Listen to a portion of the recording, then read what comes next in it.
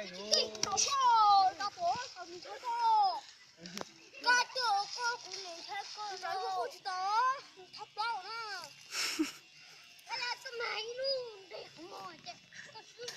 đi mới chúa bao lái tàu tên đây là. Tao đi bao lái tàu có cổ bị lúa ăn lâu rồi. Cổ nó ăn lên chị ăn to nữa. Ấp tí mấy mẹ xả mà. Nhắm vào Nối giò luôn. Mày. Ngọt chưa? Ôi bạn này nói.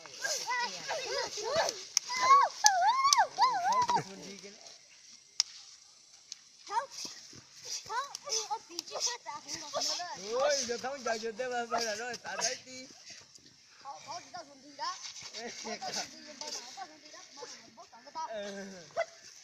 Nói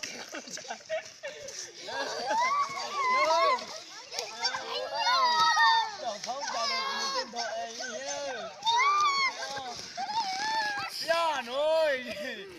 Đẹp ra á. Ê ya. Hết.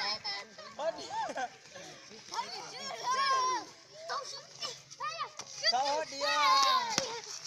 Đi cái gì cho đi nó bóng rồi.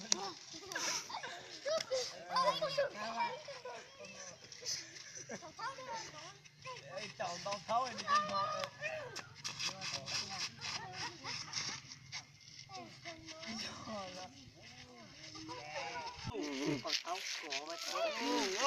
Gà xế nữa. Nè.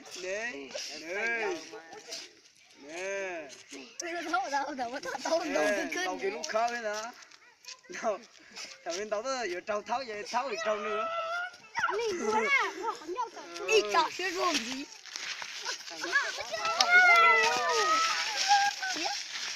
Ôi chồng thấy chưa? Nó chỉ xin tao không phải nó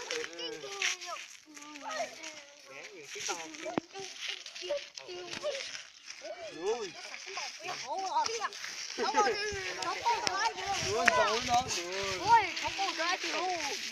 Thấu rồi nó thấu nhiều thì thấu được một lần chiêu của mình giờ. Ôi thì thơ. Lại nói được tí kia. Đồng bèo hùa tuổi linh thâu mà. Cái lung bèo hùa màu.